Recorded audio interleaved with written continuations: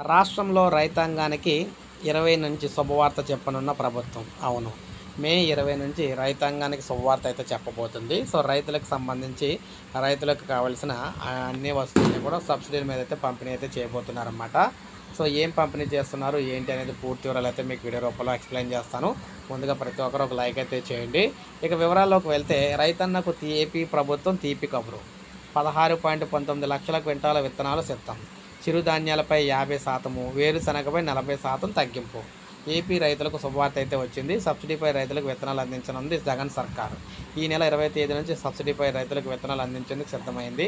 Kharif season కోసం ఈ నెల 20 తేదీ నుంచి సబ్సిడీపై విత్తనాలను పంపిణీ చేసేందుకు జగన్ సర్కార్ సిద్ధమైంది.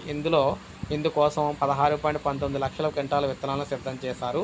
పచ్చి రొట్ట, చిరుధాన్యాల విత్తనాలపై 50%, అలాగే వేరుశనగపై 40% సబ్సిడీ ఇస్తున్నారు.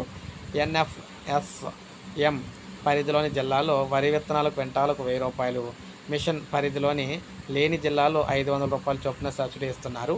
ఈ మేరకు ఏపీ సర్కార్ అన్ని ఏర్పాట్లు చేసింది. ఈ సబ్సిడీ కోసం 450 కోట్లు ప్రభుత్వం ఖర్చు చేస్తున్నట్లు కూడా చెప్పారు. సో, ఈ విధంగా రైతాంగానికి అయితే 20 నుంచి శుభవార్త చెప్పబోతున్నారు. ఒక లైక్ చేయండి, సబ్స్క్రైబ్ చేసుకోకపోతే మన ఛానల్ సబ్స్క్రైబ్ చేసుకొని